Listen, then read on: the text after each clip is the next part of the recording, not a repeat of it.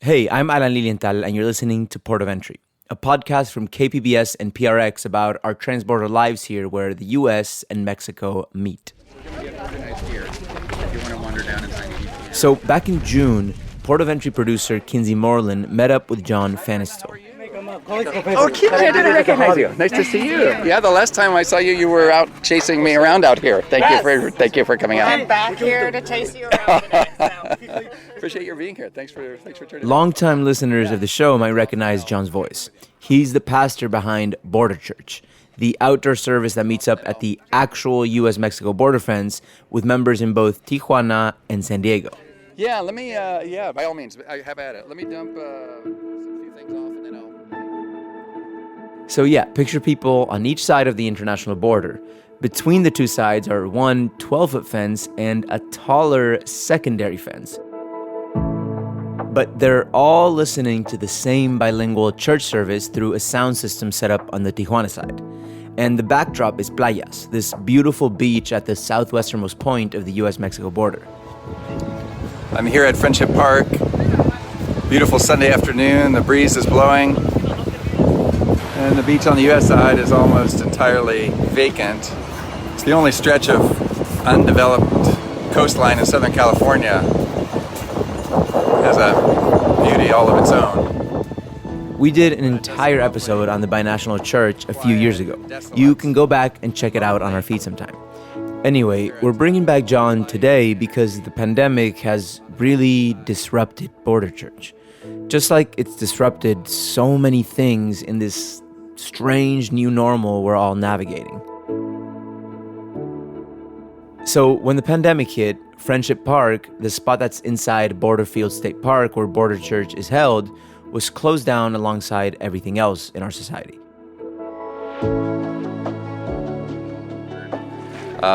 U.S. Border Patrol had given us every reason to believe that when the pandemic came to an end or was winding down, that once again people would be able to enter Friendship Park, the historic binational meeting place, would be able to visit with loved ones through the border wall. See, this little park, it isn't a normal park where people go to have a picnic or a casual stroll. This is the place along the U.S. Mexico border where people separated by immigration status go to see each other in person, even if it's through a border fence. It's been an important meeting spot for binational families and friends for decades. And while sections of the park have been reopened, the part that's still closed is really the most important. It's called Friendship Circle, and it's the spot in between the two huge steel border fences. In pre-pandemic times, Border Patrol agents would open up a gate and let people walk into what's called Friendship Circle. In between those two fences, people on the U.S. side could see their friends and family in Mexico up close. They can even reach their fingers through tiny holes in the fence to touch each other in what's become known here as pinky kisses.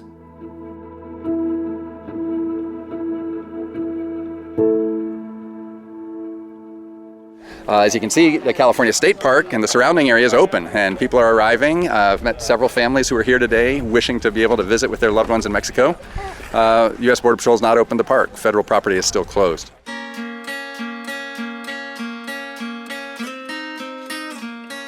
John and lots of other folks who really care about Border Church and the park want Friendship Circle reopened ASAP.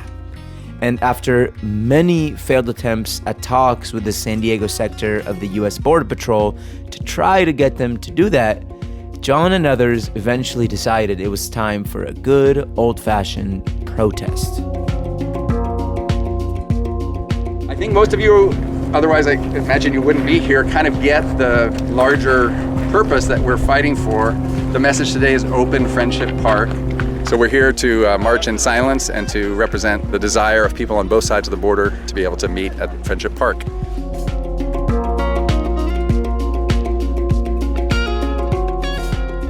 Come on over here a little bit. We'll do a little bit of organizing and then we'll get ready to march. The protest in June was also being held in part because the park has a big party to attend. On August 18th, 2021, Friendship Park officially turns 50. A little later, I'm hoping to go right across and shake hands with The friends are on the other side of the fence, and I hope there won't be a fence too long here. It was 50 years ago, in August of 1971, that First Lady Pat Nixon inaugurated the surrounding area as California State Park. And many of you have seen that video. I know all of you will enjoy the surfing, swimming, visiting our neighbors to the south. I'm going to come down here and go surfing one day. I've never done it yet, but I'm going to try it. She asked her security detail to cut the barbed wire so she could greet the people in Mexico. This is a sitting First Lady of the United States, right? A Republican sitting First Lady of the United States. So, and she said this is the first stage of International Friendship Park. I hope we'll do as well on our border, as on our side of the border, as they've done on theirs. I mean, this is the plan, right? The plan was clear. It was very transparent. And our view is that this should be a binational park.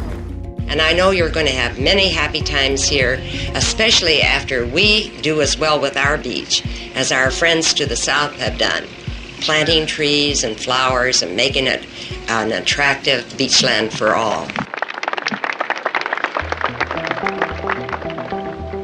And now, symbolical of our friendship and relationship with our friends across the border, I would like to have you help me in this symbolical planting of the Mexican myoprim, which is the same tree that they have planted on their side of the border.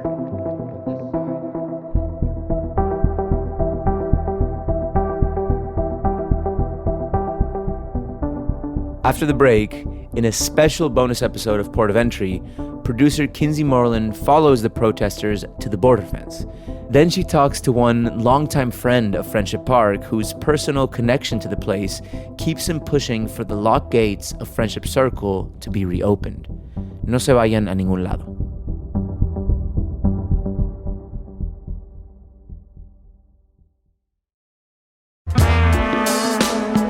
San Diego comes alive with music each summer from great local talents. Hear new music and interviews on the KPBS Summer Music Series every Thursday on KPBS Midday Edition and at kpbs.org/Summer Music Series.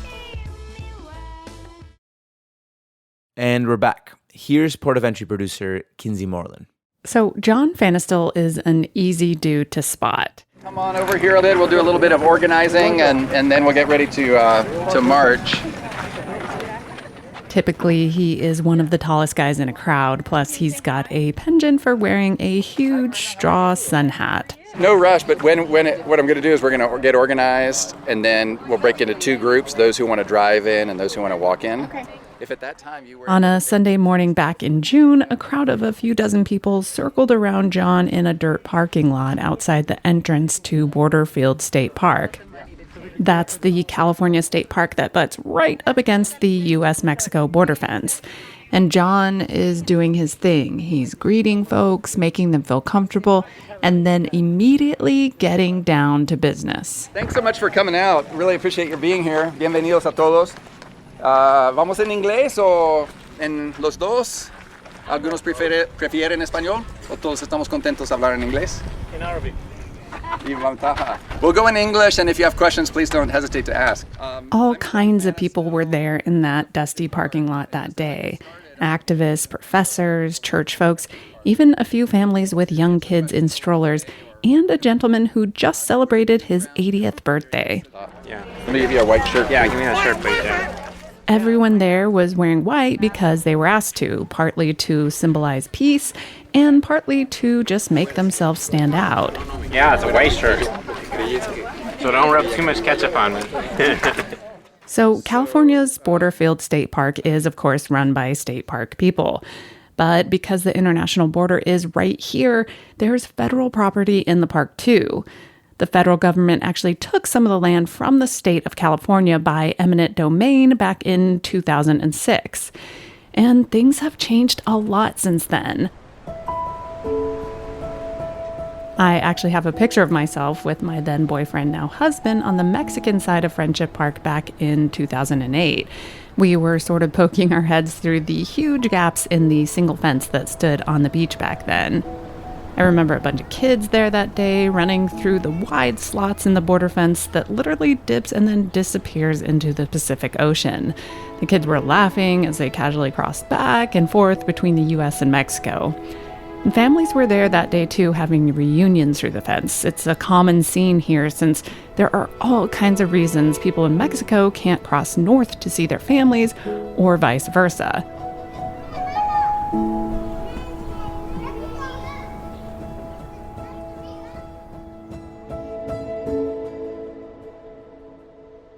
But in the years that followed, the federal government just completely transformed Friendship Park.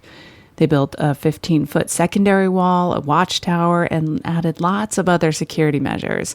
So now what was once this pretty open and accessible state park is a militarized zone controlled by the U.S. Border Patrol. So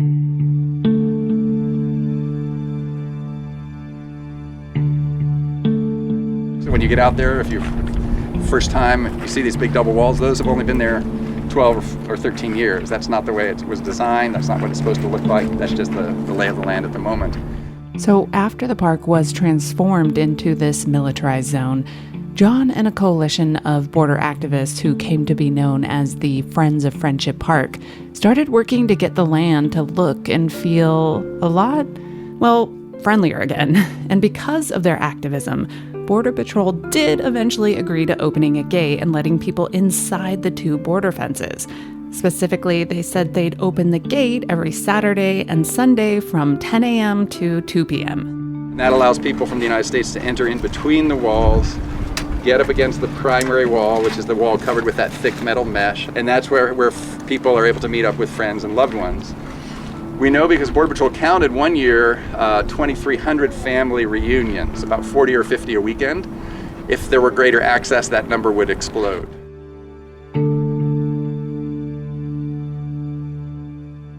Okay, so I want to take a few minutes to tell you a little bit about those thousands of people who use this place to meet up. There is a common misunderstanding that most of them are undocumented, but that is simply not the case. I would venture to say 95 or higher percent of the folks who come visiting on the U.S. side are not undocumented.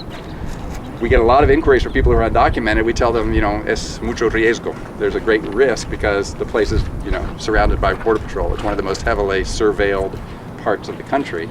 So the vast, vast majority of people who come to visit with their family on the U.S. side are not undocumented, but they have some status in the United States. But they have a status in the United States that prevents them from leaving the country. Statuses that prevent folks from leaving the country include things like DACA or Deferred Action for Childhood Arrivals. DACA recipients are the folks brought over as kids who've been allowed to stay and work in the U.S. but haven't been given full citizenship rights. Another status that prevents international travel is those who have immigration cases pending in courts, or sometimes it's folks who have a green card or a visa or even full citizenship, but maybe they're on parole and not allowed to leave the country for a while. There are just a lot of people who have legal residence in the United States, and if their family members in Mexico can't get a visa to come to the U.S., then Friendship Park becomes the only place in the world that they can see their loved ones.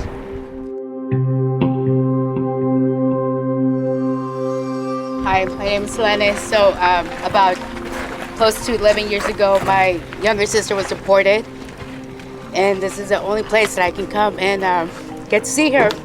Selene Gutierrez was one of a handful of people who got up to talk to the crowd of protesters before the hike out to Friendship Park began that day back in June. And so it's very important to me and very special that you guys are all here. I'm a DACA recipient myself, and this is the only way that I can see my sister, her now husband, and my new nephew. So it's very important to me to be here and represent not only myself, but a large community of people that get to be with their family members even for a few hours in this area. So thank you so much, and I really appreciate it. Will you join me with the special?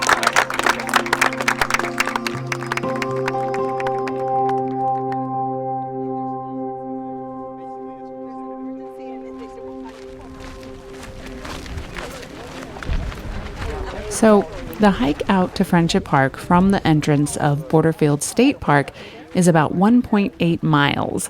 I use the long walk to run back and forth between the front and the back of the line of hikers, talking to folks about why they were there. We're going out to protest Border Patrol's continued closure of Friendship Park. This is Jim Brown. He's an architect in San Diego who's actually been part of the Friends of Friendship Park Coalition for years. He's also the guy behind a proposed new design for Friendship Park. The park design and plan was just released to the public by the Friends of Friendship Park group this week. And it will be an 80-acre park. Our belief is that the best security that we can have between nations is friendship. And a binational park built on this site right now would remind the ordinary citizens of the United States and Mexico that indeed we are friends. Because there's so much rhetoric in the print media and in the internet that the ordinary person starts to wonder. And we all know that's not true. So Jim has been designing different possible iterations of the park since way back in 2009. He knows the latest redesign, which would remove both the border fences at Friendship Park and essentially open the border here, is a real long shot, at least in the short term. But he says he feels like the idea is a good first step. Like an important start of something he probably won't actually see built in his own lifetime, but maybe something his daughter could. A lot of people ask me, how are you going to raise the money? How are you going to get the approvals? That's not what we're doing. We're creating a vision that hopefully enough people will see locally, enough local politicians will notice and, mention up the chain. This is a decision that needs to be made in Washington, of course. Speaking of Washington and the federal government, I did reach out to the U.S. Border Patrol on this 50th anniversary of the park. And a spokesman for the San Diego sector gave me a written statement about why Friendship Circle is still closed. In part, it said, quote, "A large portion of our workforce has been allocated to the care and processing of the influx of undocumented migrants that are entering our country illegally. That influx," he said, "has left Border Patrol with not enough agents to be on site to open the gates to Friendship Circle." Jim, though, he does not buy it. We've had a lot of negotiations with Border Patrol over the years, enough to know that with enough people like today we see here, 40 to 50 some odd people and more growing every day, they're going to open up Friendship Park, and they're going to do it soon. Their excuse of not having the manpower is complete nonsense. They have the money, they have the manpower. We just got to point that out to them and make them do it, live up to their responsibilities. They use everything under the sun as an excuse. We have been negotiating with them in good faith for all these years, for over 10 years. And, well, we're not going to let them get away with it. This is too important of a meeting place. It needs to be open immediately.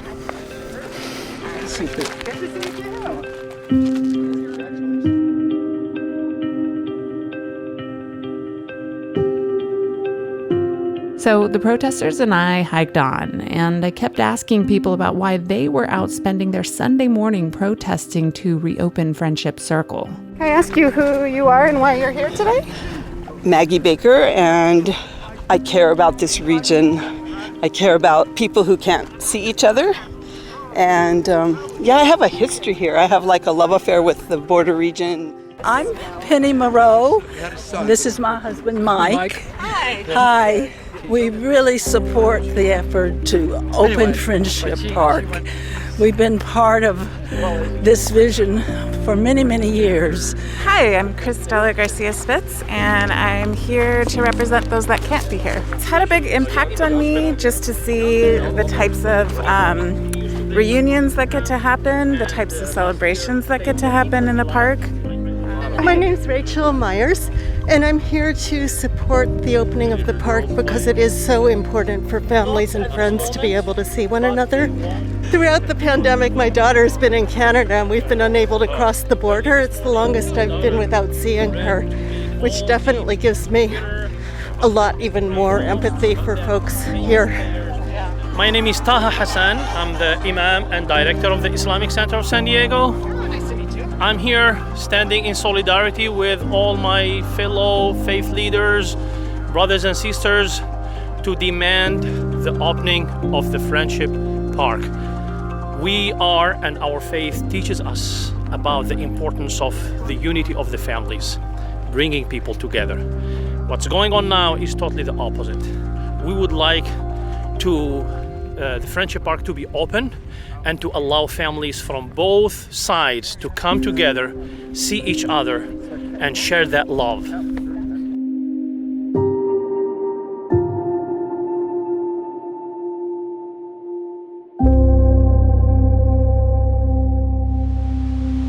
So we're just got to the beach. We're looking south. At the end of the nearly 2-mile hike, the narrow path suddenly opened to the stunning view of a pristine, empty beach. We're still about 1.25 miles from the border wall. And a beautiful day. So it's just beautiful. I mean, beautiful, beautiful. The group of protesters then prepared to march in silence in a single file line that would head south on the beach toward the border fence. And our friends on the Mexican side are getting themselves organized. They'll be marching north at the same time. We're going to try to synchronize as much as we can. Synchronizing things in the United States and Mexico is what I would call a high degree of difficulty kind of act. And so we should be ready in about 15 minutes to begin the procession. Does that sound good? Okay, and I will ping you on the WhatsApp group, okay? The protesters marched quietly through the sand. And at the end of the march, just a few yards from the secondary border fence, a photographer snapped a photo of each protester. The photos are part of the Friends of Friendship Park's ongoing effort to document everything significant that happens at the park. And no one said anything. So for about 15 minutes or so, the only sound on that beach was the waves crashing against the shore.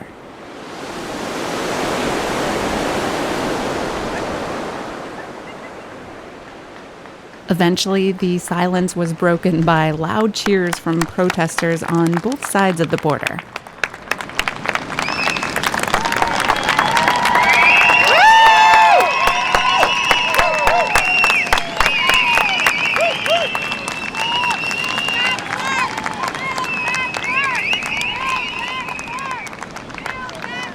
Robert, can you hear me through the sound system? After the march, John and his counterpart, Robert Vivar, who was running the action on the Mexican side of the border fence, they didn't waste any time in getting the day's border church service up and running. So we've set up communion on both sides of the border. We've been doing this every Sunday since November of 2011. So this is kids' grape juice here. A couple of tortillas. And when they are blessed, we'll count them as gifts from God. And our friends on the Mexican side are doing the same. For tortillas and grape juice? They might have something a little more tasty. And they're eating a meal afterwards. 100 people are getting fed over there. So someday we hope to join that meal. So yeah, we kind of say we're trying to turn the wall into the table of the Lord in some mysterious way. Gathering around a table. That's what we're doing. Come on closer, folks, if you'd like to just, we'll start in with the reading and the prayers. The voices of many have been kept silent.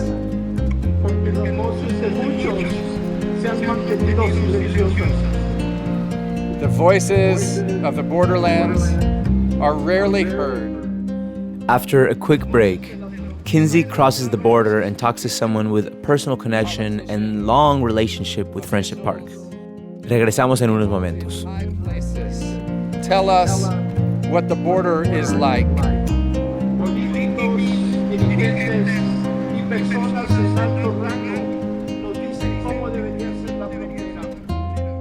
A crisis, they say.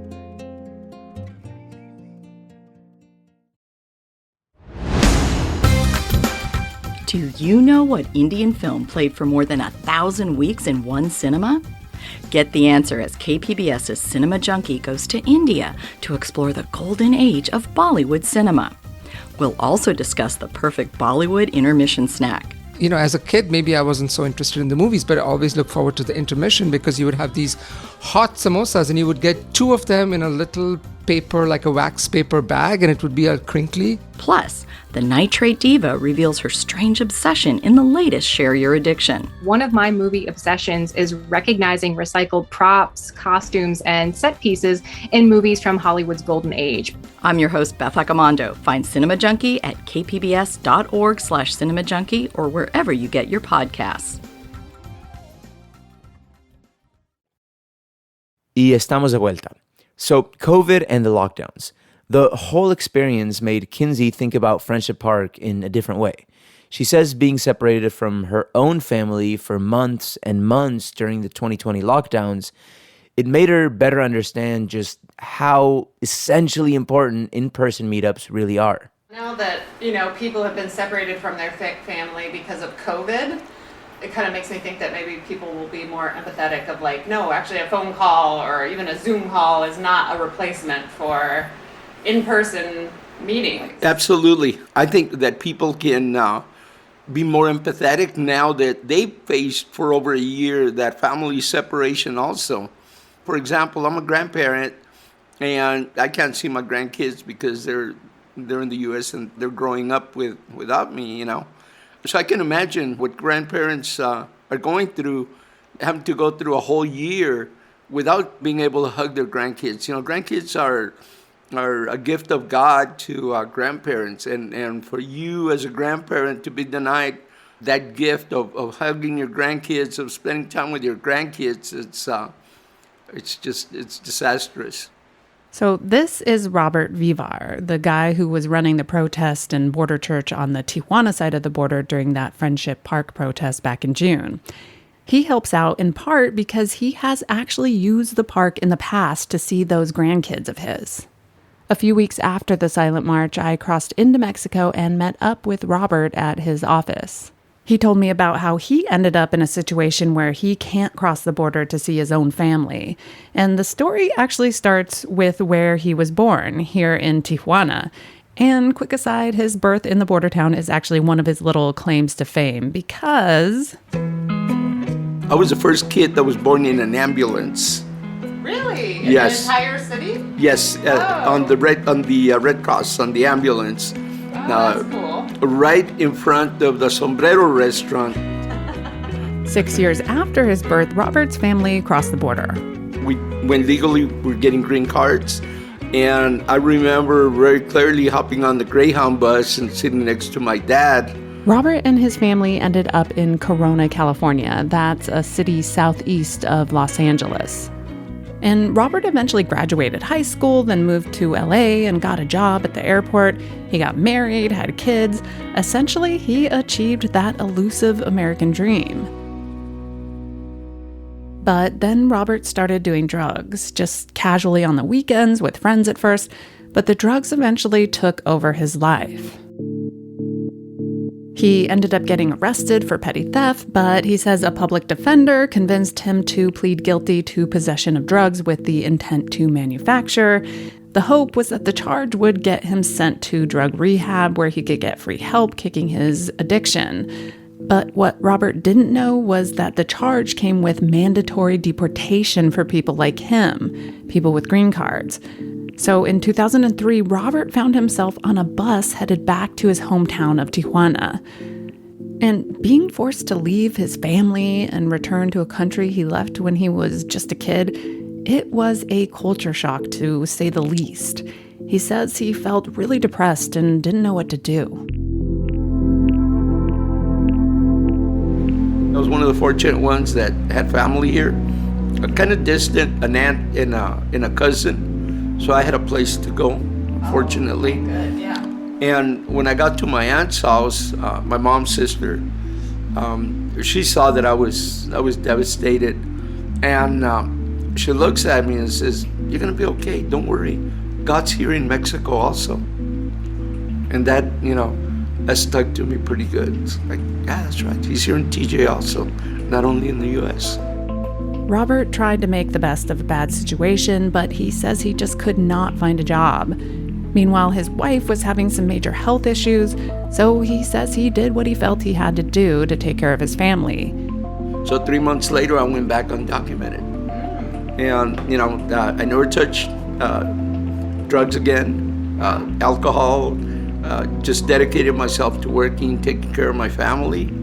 And one day I was at work early in the morning, and ICE came knocking on my door, portraying to be LAPD, indicating that somebody was using my identity and was a real dangerous criminal. They wanted to show me the picture, so if I had seen them around the neighborhood, I could point them out and they could remove them from the neighborhood. Well, it wasn't, somebody else. Who they were looking for was for me. So in 2013, Robert got deported again. This time he decided to stay and fight for his return to the U.S. in the courts. And in the meantime, Robert has actually become one of the most active and well-known immigration advocates in Tijuana. He runs a nonprofit that advocates for deported military vets and works with other nonprofits on both sides of the border. I needed to occupy my mind on something instead of the anxiety and desperation of being deported. I came across an office that was just opening up with deported veterans. I walked in and started getting involved and came to find out that the more I got involved, helping not only deported veterans, but other deportees like myself, and the only way that I could, find that fulfillment was through the work with helping deported veterans and deportees and, deported moms and things like that. These days, Robert is also really busy helping with the hundreds of asylum seekers currently stuck in a refugee camp in Tijuana. The camp is actually right down the street from his office. Look out my front door. It's kind of quiet, a few cars rolling by, but if you walk to my right, it looks like maybe about 50, 60 yards. All of a sudden, you'll find it's very difficult to describe because of the amount of desperation that you see. A lot of tents, a lot of makeshift tents, people sleeping on pieces of cardboard that have not been able to secure tents with rags on top of them, makeshift canopies.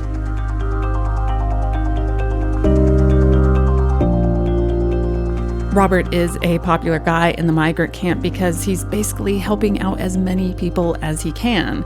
And meanwhile, he's still fighting his own deportation case. He shared some big news about a recent win of his.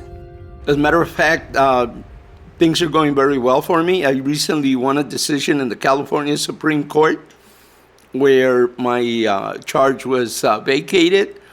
And the appellate court and superior court in Riverside were instructed to reverse the decision and vacate the charge, which has now been vacated and the case dismissed.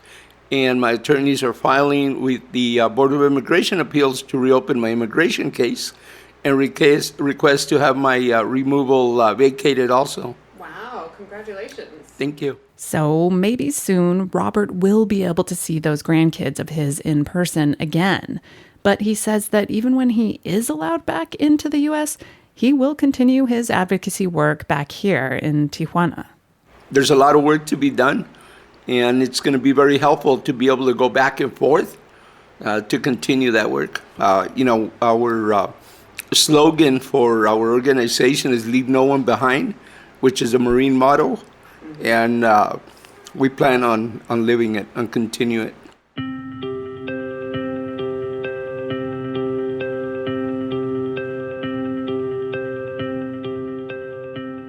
So Robert is a big part of what keeps Border Church going on the Tijuana side of the fence. And he is working with John and the rest of the Friends of Friendship Park to push to get the park fully reopened by Border Patrol as soon as possible. He says the place's importance goes well beyond just giving separated families the chance to pinky kiss.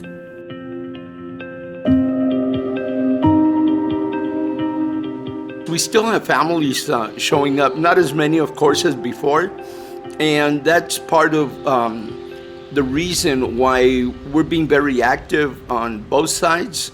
You know, it's a shame. We hear so many families so many migrants that are perishing, people that have been trying to enter the U.S. through the Pacific Ocean out here, through the mountains. And, you know, they take their life, they put their life in danger trying to reach their family.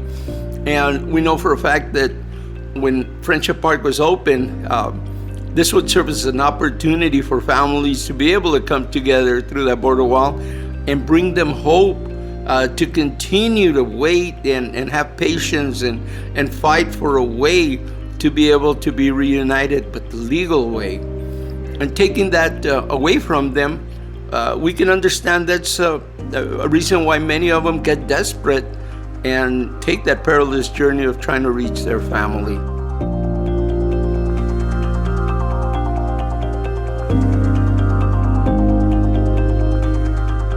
Back in 2016, Robert got to experience the power of Friendship Park himself. That day, Border Patrol actually opened up the gates on both of the border fences, and he and others were allowed to physically embrace their family and friends on the other side. Robert says he wants other people like him to get that chance too. A couple of years after I got deported, I was able to see my grandkids, two of my granddaughters and my grandson through the border wall.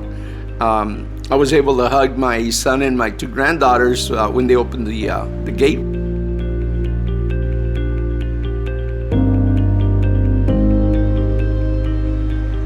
You know, that day that the gate opened and I was able to hug my granddaughters and my son, I felt like my heart was gonna burst right out of my chest, and followed by an incredible burst of energy. And somehow I got a very strong message from my Creator, from God, that to keep fighting, and one day I would return legally to the United States with my family.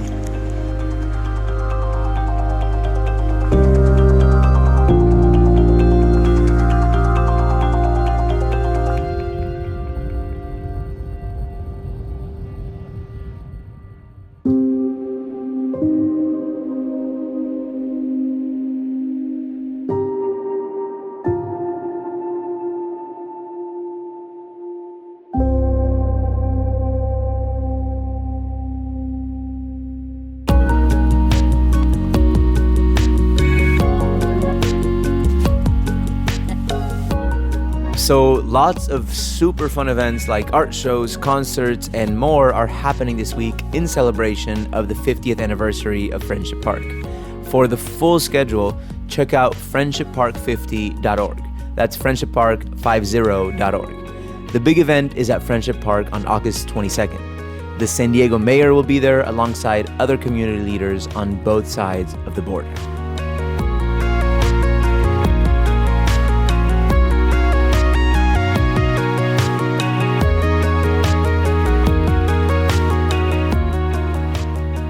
Port of Entry is hosted by Alan Lilienthal. This episode was written and produced by me, Kinsey Moreland. Emily Jankowski is the co-producer and director of sound design. Elisa Barba is our editor. Lisa Morset is operations manager. And John Decker is the interim associate general manager of content. This program is made possible in part by the Corporation for Public Broadcasting, a private corporation funded by the American people. Thanks for listening.